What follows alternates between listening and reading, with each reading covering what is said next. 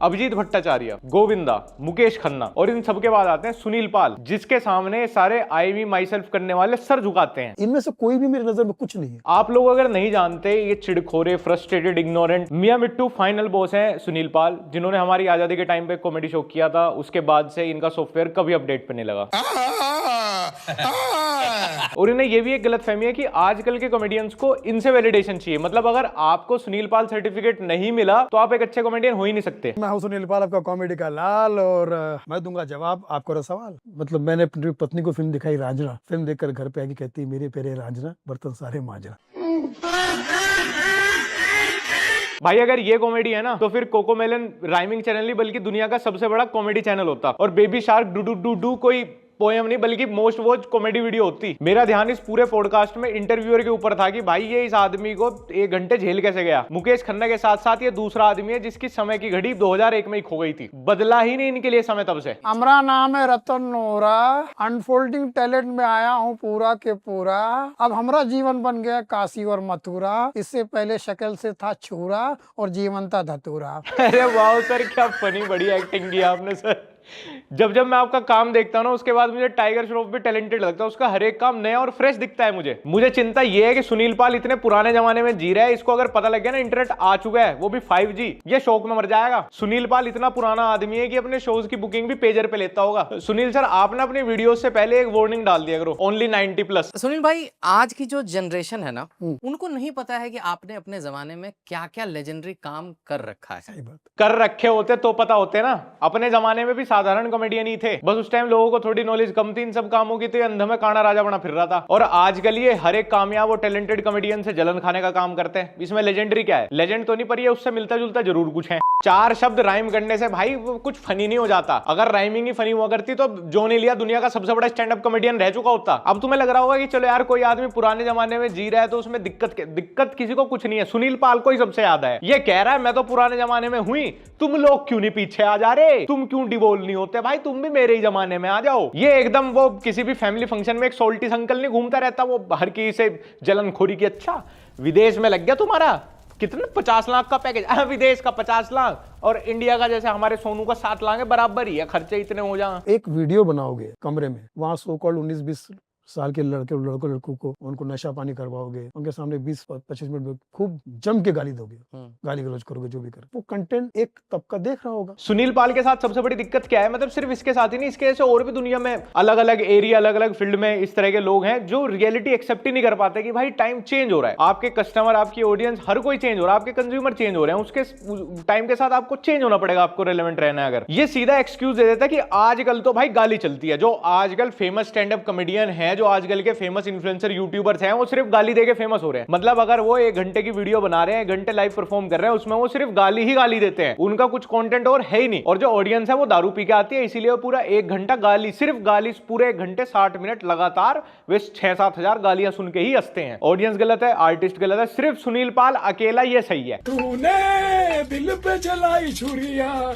ऐसी कैसी मजबूरिया, दिमाग की तली पूरिया। सुनील जी जो एकदम फ्रेश, नई, तरोताजा राइमिंग वाली फैमिली फ्रेंडली कॉमेडी करते हैं, जो इनको कॉमेडी लगती है, उसको कोई नहीं देखता क्योंकि वो कॉमेडी में पोटेंशियल बहुत है, लेकिन इनके सब्सक्राइबर्स और लाइक्स रोक दिए गए हैं। सो कॉल्ड लोगों को ये करके मेरा यूट्यूब चैनल, फला चैनल मेरा सब बंद करवा दिए इन लोगों ने, या रुकवा दिए। क्या बात कर रहे हैं? हाँ, स्ट्राइक मार के ये करके इन लोगों के जो नशेड़ी गजड़ी जो उनके दर्शक होते हैं। बड़े आदमी की इज्जत करने का कॉन्सेप्ट वहां से आया था कि भाई जो बड़ा बुजुर्ग आदमी होता है ना, जिसको एक्सपीरियंस होता है, उसके पास विजडम होती है, वो सच बोलता है। ले सुनील पाल इतना बड़ा झूठा है, इसकी उम्र की भी भाई कोई क्या ही शर्म करे, ये इतना बड़ा झूठा है। पिछले 7-8 साल से हर हफ्ते वीडियो डाल रहा है, इसने 2000 वीडियोस अपलोड कर चुका है, लेकिन इसको व्यूज नहीं आते क्योंकि उनकी ऑडियो क्वालिटी भी खराब है, वीडियो क्वालिटी भी खराब है, ऊपर से कंटेंट उसमें वही है हड़प्पा सिविलाइजेशन वाला, तो उसको कोई देखना नहीं चाहता। तो बहाने मार रहा है कि मेरे सब्सक्राइबर रोक दिए गए हैं। रुकवा क्या दिया किसी ने? यूट्यूब में क्या ट्यूबवेल था मैं सब्सक्राइबर की? तेरे वाले की मोटर बंद कर दी किसी ने, तेरे वाले से सब्सक्राइबर टपक ही नहीं रहे। प्रश्न करना चाहता हूँ ना आपसे कि सुनील पाल को कौन नहीं जानता, फिर उसके लाइक्स क्यों नहीं है? सवाल है ये। इसका मतलब ये कि कहीं ना कहीं रोके गए। हाँ, इसकी प्रोफाइल को अगर कोई लाइक करने का ट्राई करे ना तो उसको रिवर्स कर देती है मेटा की टीम। मेटा और गूगल ने 7 बंदों की डेडिकेटेड टीम हायर की हुई है कि ये जो world famous most funniest person है ना सुनील पाल, इसकी प्रोफाइल पे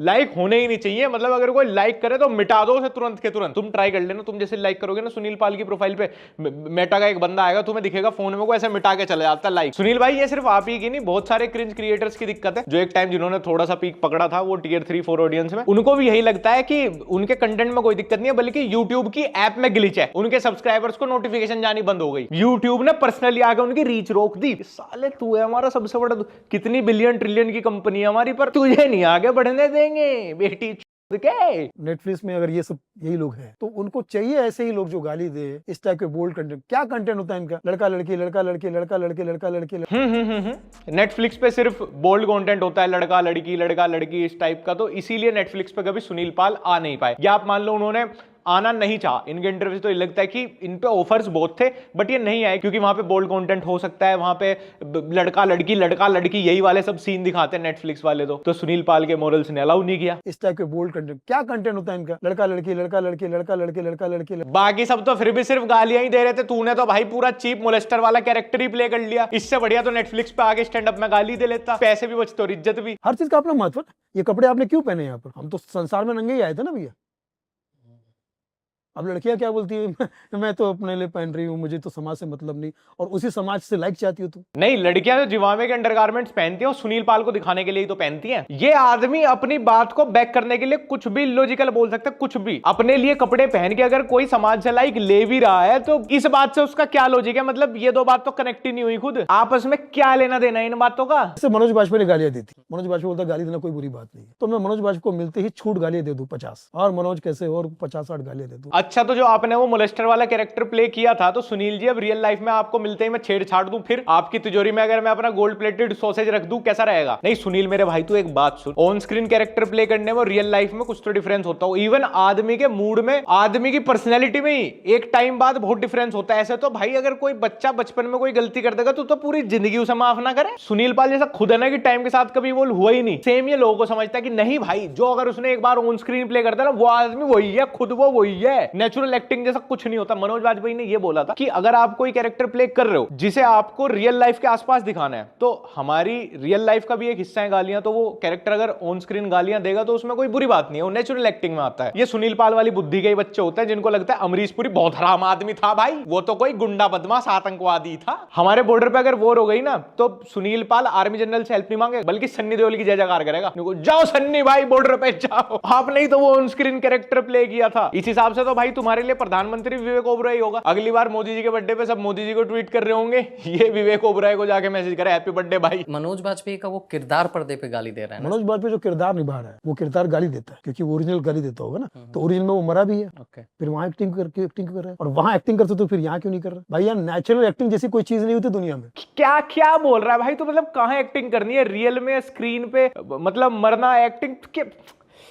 तुझे तो यार मैं कोई आधुनिक इलाज भी नहीं बता सकता, तू उसको भी धिक्कार देगा। कोई आयुर्वेद का ही कुछ बताना पड़ेगा तुझे। देखता हूँ कोई वैद्य वगैरह जड़ी बूटी कुछ आए तेरे बुद्धि का इलाज करे इस पागलपन का। इनको कोई आम बीमारी नहीं बल्कि इलॉजिकल रीजनिंग की बीमारी हुई है। लो कर लो बात। वो जोक करने के लिए मेहनत लगेगी ना भाई, यहाँ तुम एक गाली देके हंसा देते हो। खुद ही एक्सेप्ट कर रहा है कि एक गाली देके हंसा देते हो। इसका मतलब तो एक गाली तुम्हारे 20 साल के परिश्रम से, जो तुमने 20 साल इतना बड़ा नाम कमाया, उससे बड़ी है। तुम्हें भी एक गाली सुन के ही हंसी आ जाती होगी भाई, मतलब फिर गाली फनी हुई ना। आप अगर 20 साल मेहनत करके ना व्यूज ला पाए, ना सब्सक्राइबर ला पाए, ना आपको शोज मिल रहे, ना आपको इवेंट्स मिल रहे, ना आपको कोई पूछ रहा है, आप चिड़खोरे से अलग हुए घूम रहे हो, तो गाली बड़ी हुई ना आपके करियर से। तो सुनील भाई के साथ दिक्कत पता है क्या हुई? इन्होंने शुरू में जब नए नए कॉमेडियंस ने एक आध बार गाली वाली दी, उसके ऊपर इंडिया में आदत तो ही बैकलैश आ गई। पूरी 1 घंटे की वीडियो से 2 गाली निकाल के उस पर थोड़ा सा आउटरीच कर दिया ट्विटर पे। तो इन्होंने ना उस चीज के अगेंस्ट बोला, तो इनको बड़ी वाह मिली कि अरे बहुत अच्छी बात है, हमारे संस्कार, हमारी संस्कृति, हमारी सभ्यता के लिए कोई कॉमेडियन तो बोल रहा है भाई। इन्होंने उस पर राइड करने की सोची, बट वो राइडिंग बहुत लंबी चली नहीं। फिर बहुत सारे कॉमेडियन आ गए जो स्लैंग्स यूज करते थे, जो एक आध डबल मीनिंग जोक भी डाल देते थे अपने सेट के बीच में। तो वहां से नई जनरेशन ने उनसे रिलेट करना शुरू कर दिया। सुनील जी आउटडेटेड हो गए, तो अब सुनील जी ना गाली दे सकते, ना अपना डाउनफॉल रोक सकते। तो अब इनका हाल हो गया लोमड़ी के जैसे। वो थी ना कि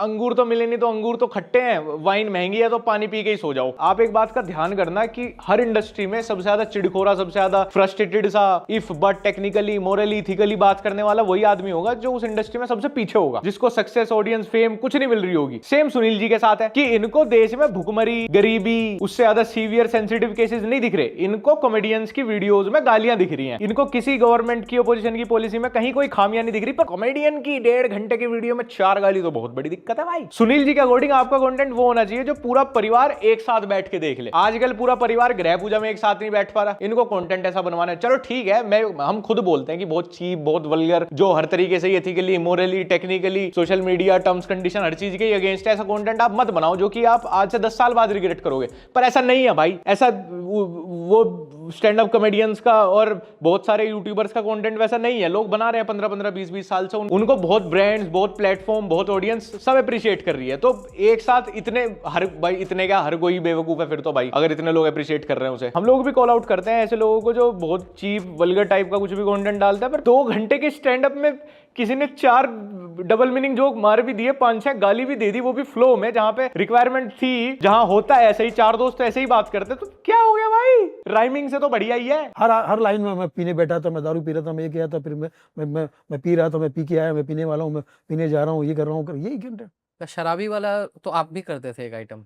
देखिए, शराबी का कैरेक्टर करके उस पर जोक बनाना, और ऐसा जोक बनाना कि जो लोगों के सुनने में बड़ा मजा है। अच्छा, अब जब मनोज वाजपेयी को 5 मिनट पहले तुमने ज्ञान दिया था, वो कॉन्ट्राडिक्ट कर दिया, अब इसको याद आ गया कैरेक्टर प्ले करना, एक्टिंग करना। अपनी बारी में ऐसा ही हो जाया करे मेरे भाई सुनील। अभी तक तो मनोज वाजपेयी 2% का आदमी था क्योंकि उसका कैरेक्टर गाली देता है। अब तुम्हारा कैरेक्टर जो दारू पी के वो 2% की कॉमेडी करता है, वो आर्ट फॉर्म हो गई, वो मैं कैरेक्टर प्ले कर रहा हूं जी। मैं ऐसा आदमी नहीं हूं, मैं इन्फ्लुएंस नहीं कर रहा दुनिया को। अरे सुनील जी, अगर कोई आपका इतना बड़ा फैन होगा और आप दारू पी के ऐसे कोई आइटम परफॉर्म करोगे तो उसको तो लगेगा ना दारू पीनी अच्छी बात है। सुनील जी जैसी ग्रेट पर्सनैलिटी जो इतनी मुश्किल कहीं परफॉर्म करने आते हैं, वो अपने सेट में 10 मिनट दारू वाला कैरेक्टर दिखा रहे हैं, इसका मतलब दारू बहुत अच्छी चीज होगी भाई, मुझे भी सुनील जी जैसे ही बनना है। ये उसी टाइप के आदमी हैं जिनके मोरल और इथिक्स उनके कंफर्ट के हिसाब से बदलते रहते हैं। ये सिगरेट पिए तो भैया स्ट्रेस बस्टर है, दूसरे पिए तो समाज के दुश्मन। सुनील जी होता है ऐसा, मतलब बहुत लोग हैं जिनको लगता है कि उन्हीं का पॉइंट ऑफ व्यू सबसे बेहतर है दुनिया में,